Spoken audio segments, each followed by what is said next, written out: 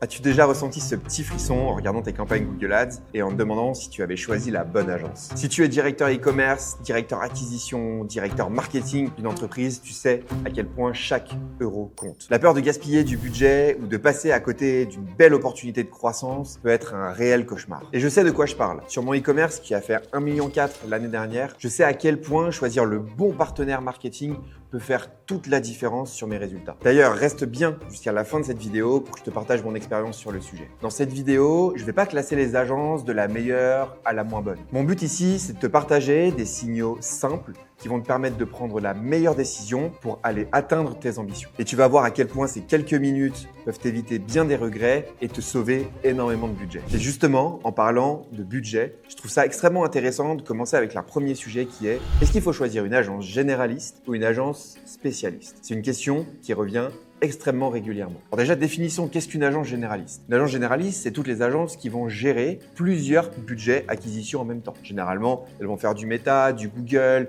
peut-être du Pinterest, du SEO, du Snapchat, bref, elles vont, sous la même agence, gérer tous les canaux d'acquisition. Une agence spécialiste, comme on fait par exemple chez Seos, c'est une agence qui va s'intéresser uniquement à un canal ou à un groupe de canaux qui ressemblent tous plus ou moins à la même chose. Typiquement, chez Seos, on ne fait que du Google Ads. On a 100% de notre activité qui est spécialisée là-dedans. On est des experts réellement approfondis de Google Ads, on passe notre temps dans cette plateforme. Maintenant, qu'est-ce qui est le mieux entre ces deux types d'agences? Pour moi, il n'y a pas de mieux. C'est qu'est-ce qui est le plus adapté à ta situation. Pour moi, il y a deux éléments à prendre en compte pour évaluer à quelle étape tu es rendu ou quel type d'agence est la mieux faite pour toi. La première situation, c'est le poids que va avoir un canal dans ton chiffre d'affaires. Imaginons par exemple que Google Ads représente 50% de ton chiffre d'affaires. Je ne sais pas pour toi, mais quand un canal représente autant, j'ai envie de m'assurer que la personne qui va gérer ce canal, c'est le plus grand expert au monde. Et donc dans cette situation-là, je vais plutôt faire appel à une agence spécialiste. Typiquement, chez Seos, on accompagne beaucoup de sites e-commerce qui sont revente de multi-produits, de multi-marques, qui sont souvent des business très dépendants de Google Ads. C'est la logique dans laquelle ces types de sites sont. C'est comment on s'assure qu'on a le meilleur expert Google Ads possible, parce que le poids qu'a Google Ads dans notre chiffre d'affaires est monstrueux. Je veux m'assurer d'avoir le meilleur expert sur ce canal. Imaginons maintenant que tu es un business avec une marque, par exemple, très forte sur les réseaux sociaux, et que les réseaux sociaux comme Meta, avec Instagram et Facebook, c'est ton plus gros canal d'acquisition. Dans cette situation-là, tu as envie de t'assurer que tu es la meilleure agence Meta possible. Imaginons par exemple que, je sais pas, 40 à 60% de ton chiffre d'affaires est fait par Meta. Même logique, je vais prendre une agence spécialiste. Maintenant, imaginons que finalement mon chiffre d'affaires est dispersé de manière assez globale sur plein de canaux différents. J'ai un peu de Meta, un peu de Facebook, j'ai un petit peu de Google, du Pinterest, mon SEO est assez fort. Dans cette situation, je pense qu'une agence généraliste, elle fait beaucoup de sens. En fait, la réalité, c'est qu'une expertise très approfondie de chacun de ces canaux ne sera pas game changer pour ton business et tu auras beaucoup plus de sens à aller chercher une agence généraliste qui saura t'accompagner avec des coûts plus abordables d'une certaine façon sur chacun de ces canaux indépendamment et construire aussi une stratégie plus globalisée pour que tous ces canaux se tirent vers le haut. Donc, dans cette situation, une agence généraliste fera, je pense, aussi beaucoup plus de sens. Alors, dans cette situation, il y en a pas mal qui me rétorqueraient: oui, mais enfin, t'es bien mignon. En réalité, si je prends une agence spécialiste en acquisition, ils sont spécialistes sur tous les canaux d'acquisition. C'est que les mécaniques de réussite, les facteurs clés de succès des différents canaux ne sont pas les mêmes. En fait, sur Meta, une grosse partie de ta performance, elle va être directement liée à la qualité des créations visuelles que tu vas faire et ta capacité à itérer sur beaucoup de créations visuelles. Donc, c'est la capacité à créer les visuels les plus quali possibles et à en tester plein qui va faire toute la différence. Et donc, tu veux avoir l'agence qui est capable de créer les meilleurs visuels possibles. Sur Google Ads, les facteurs clés de succès, ils sont pas du tout dans les visuels. Ça va être dans la structure de ton flux, ça va être sur la qualité de ton tracking, ça va être la qualité de la structure du compte, ainsi que sur la gestion de tes budgets. Donc en fait, tu vas avoir deux canaux avec des facteurs clés de succès qui sont drastiquement différents. Donc dans cette situation, c'est pas problématique d'avoir une agence généraliste à partir du moment où chacun de ces canaux pèse à peu près le même poids, parce que même si ils sont moyens sur chacun de ces canaux, ça n'impactera pas tant ton business que ça. Par contre, si demain ton business il est très dépendant de Google Ads, bah, tu as envie d'avoir le gars qui gère le mieux le flux au monde, qui gère le mieux le tracking au monde, etc.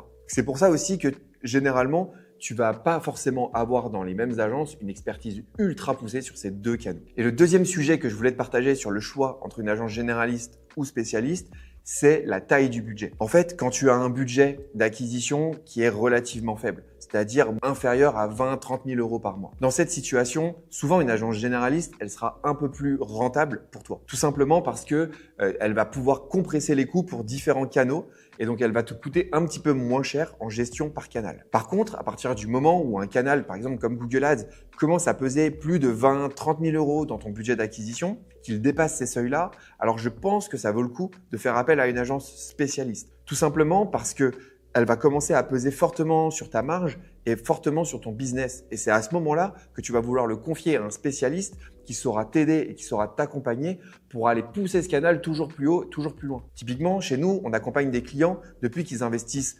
10-15 000 euros par mois sur Google à aujourd'hui pour certains qui investissent plus de 70 000, 80 000 euros par mois et tout ça en 1-2 ans. C'est assez impressionnant de voir comment une agence spécialiste peut t'aider à décoller sur un canal sur lequel tu as réussi déjà à passer de 0 à 1. Ton agence spécialiste, elle va t'aider à passer de 1 à 10 sur ce canal-là. Tu dois bien comprendre que tu ne dois pas choisir ton agence au feeling, tu dois la choisir en fonction de tes réalités business. Et c'est pour ça que le choix doit évoluer dans le temps. Le deuxième signal important, c'est de trouver une agence qui connaît bien ton secteur d'activité. Et quand je dis secteur d'activité, je ne dis pas est-ce que toi tu vends des chaussettes, un autre vend des chaussures, et du coup c'est deux secteurs différents. Non, la différence c'est pas dans le secteur d'activité, mais c'est plutôt les mécanismes de ton business.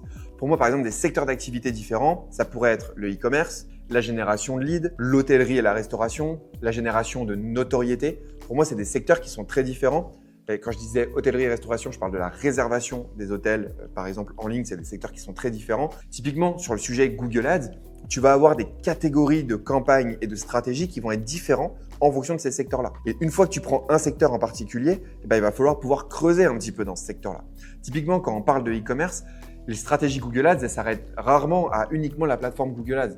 On va aller beaucoup plus en profondeur pour comprendre les mécanismes qui ont lieu sur ton site e-commerce, pour savoir quels sont les produits qui se vendent, quelles sont les catégories en croissance, les catégories en décroissance, comment les produits se vendent entre eux, est-ce qu'il y a des ventes croisées qui se génèrent et on va plutôt aller piloter de la marge. On va aller piloter une augmentation de ton business, de ton chiffre d'affaires. On va aller piloter une acquisition de nouveaux clients si ton parcours d'achat il est lié autour des nouveaux clients.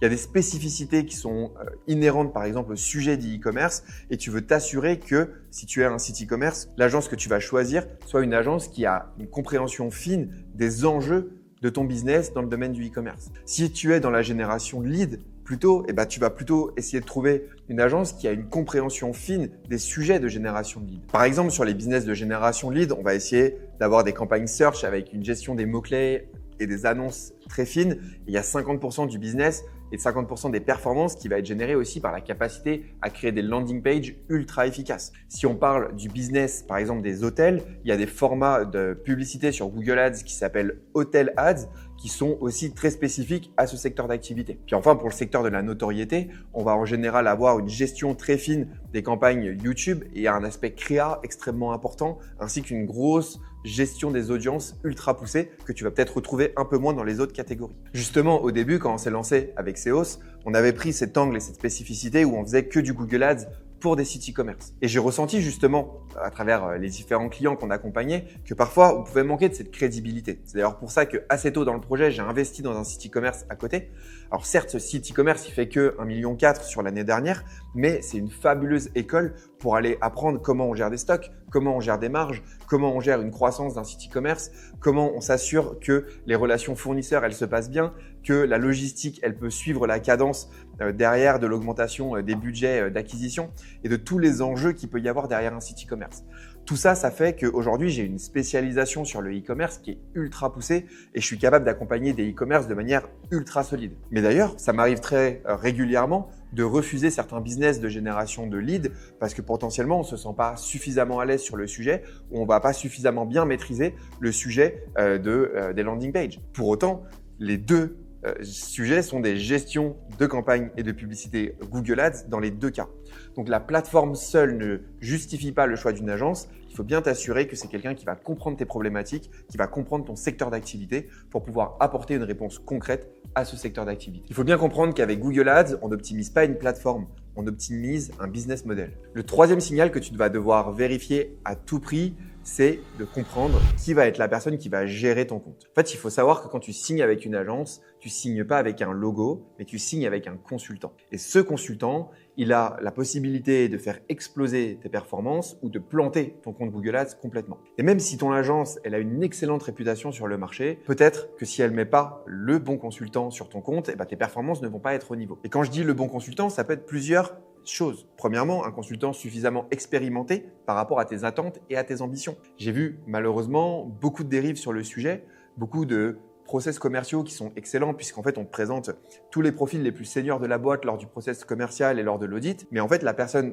qui va réellement gérer ton compte derrière, c'est peut-être une personne qui débute en acquisition, qui sera plus ou moins accompagnée dans le process et qui va faire peut-être beaucoup d'erreurs qui risquent de te faire perdre du budget ou du temps ou les deux, et donc de la performance in fine. Donc c'est un point extrêmement important. Je t'invite dans tous les process commerciaux que tu vas avoir avec ton agence ou avec les différentes agences avec lesquelles tu vas bosser, de demander qui va être la personne qui va gérer ton compte et est-ce que tu peux la rencontrer indépendamment du commercial, par exemple, de l'agence. Pourquoi je dis ça? Parce que il faut que cette personne, elle soit dans la liberté totale de pouvoir te parler. Tu vas pouvoir du coup approfondir, poser 2-3 questions, voir si la personne en face de toi, elle s'y connaît un minimum et si elle va gérer ton compte, que tu te sentes en confiance dans ce process-là. Il faut bien comprendre que le niveau d'une agence, c'est pas sa vitrine ou son logo, c'est vraiment le consultant qui va gérer ton compte au quotidien derrière. Et d'ailleurs, c'est un sujet qui revient assez souvent chez Seos. Chez nous, on a fait un choix assez fort.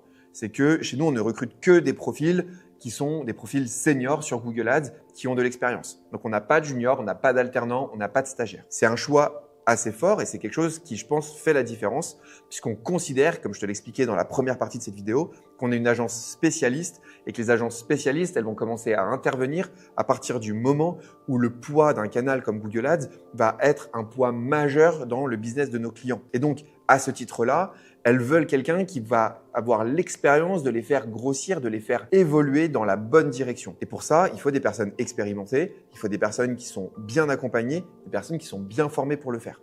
C'est pour ça qu'on a très tôt fait le choix d'avoir des profils seniors uniquement dans la boîte. Et l'autre sujet qui est très important, c'est que la personne chez nous avec qui tu vas parler, c'est aussi la personne qui gère tes comptes. J'ai vu pas mal de dérives aussi sur ça, où en fait tu vas parler au quotidien avec un profil senior, mais en fait les petites mains qui font les modifications dans le compte, c'est des profils plus juniors et il y a parfois un manque de communication entre ces deux équipes-là qui fait qu'en fait, ton interlocuteur au quotidien, il sait pas réellement ce qui s'est passé dans le compte, il sait pas réellement comment les choses ont été faites. Donc c'est pour ça que chez nous, on a vraiment pris cette décision aussi d'avoir certes un profil senior, mais aussi un profil senior qui est opérationnel, qui va développer les stratégies. Ça forcément, ça demande beaucoup d'engagement de notre côté. Ça suppose aussi que nos consultants peuvent prendre moins de clients, mais c'est comme ça qu'on délivre le plus haut niveau de qualité et le plus haut niveau de performance et qu'on est rentré du coup en 2025 dans le top 3% des meilleures agences sur Google Ads. Parce que ce sujet de la compétence, il est primordial. Donc je t'invite toujours à poser la question de qui va être la personne qui va être aux manettes de ton compte parce que ça va avoir un impact majeur sur tes performances, que ce soit sur Google Ads ou sur n'importe quel autre sujet d'acquisition. Le quatrième signal auquel tu dois être particulièrement attentif, c'est de comprendre comment l'agence gère l'essoufflement de la relation et comment elle fait pour progresser continuellement. En fait, l'essoufflement, c'est un vrai piège dans lequel la plupart des agences et des relations d'ailleurs commerciales tombent. En fait, le problème, c'est rarement le début, c'est la suite. Au bout de 3-6 mois, l'essoufflement arrive. L'agence est moins impliquée. Mais il n'y a pas que l'agence qui est moins impliquée, souvent le client aussi est moins impliqué. Et tout ça, ça donne quelque chose d'assez négatif, c'est que ça crée un essoufflement de la relation et un essoufflement de la dynamique d'optimisation et d'amélioration du compte. Là où on prenait des résultats comme ça, maintenant on prend des résultats linéaires et beaucoup moins performants par rapport aux attentes qu'on avait au départ. En fait, ce qui se passe généralement, c'est qu'au bout de 3 à 6 mois, la restructuration qui a été vendue lors du processus commercial, ça a été réalisé. Du coup, les campagnes, elles tournent. La structure du compte, elle est fonctionnelle et finalement, on est un peu en mode autopilote. Et on oublie du coup de se poser les bonnes questions et de rechallenger la manière dont les choses sont faites en continu. Et le résultat de tout ça, c'est tout simplement que les performances, elles vont stagner, que la relation, elle va se détériorer dans le temps parce que le niveau d'attente du client, en fait, il reste important et ils vont se dire, mais mon agence, elle travaille plus sur le sujet. Potentiellement, c'est le cas. Ça m'est déjà arrivé de voir ça sur certains comptes. C'est complètement dingue, mais c'est la réalité. Donc, en fait, tu as l'impression, parfois en tant que client, de tout simplement lâcher des frais de gestion tous les mois pour aucune action qui a été effectuée. En fait, une bonne agence, c'est quoi? Eh bien, une bonne agence, c'est pas celle qui impressionne au départ, c'est celle qui continue à progresser avec toi dans le temps. Et évidemment, comme toutes les agences, chez Seos, on a eu cette problématique. Ce qu'on a fait chez Seos, c'est qu'on a ritualisé l'amélioration continue. Donc, pas de pilotage automatique. Et comment on a fait ça? Eh bien, on a mis en place 2 choses. La première chose, c'est un process en interne où les membres de l'équipe vont aller challenger les comptes Google Ads des autres membres de l'équipe. Ça permet d'avoir des revues croisées entre pairs et de se challenger continuellement sur des sujets parfois plus ou moins poussés sur chacun des comptes. Donc en fait, tu es challengé continuellement par ton collègue en mode « Ah, tu aurais pu mettre ça comme ça, mais est-ce que tu as pensé à faire ceci, à faire cela ?» Ça permet d'être challengé continuellement en interne. Et le deuxième chose qu'on a mis en place, c'est qu'on a mis en place des analyses trimestrielles qui va permettre de dynamiser et de séquencer le travail avec nos clients. Là, c'est des analyses qui sont partagées avec le client. Et elles permettent plusieurs choses. Premièrement, elles permettent de faire une rétrospective des 3 mois qui viennent de se passer par rapport aux objectifs qu'on s'était fixés 3 mois auparavant. Qu'est-ce qu'on s'était dit qu'on allait faire et qu'est-ce qu'on a fait réellement? Quels sont les résultats par rapport où est-ce qu'on était 3 mois auparavant? Et puis, une fois que ça a été fait, ça fait un état des lieux et on se dit, OK, maintenant, qu'est-ce qu'on veut faire sur les 3 mois qui arrivent?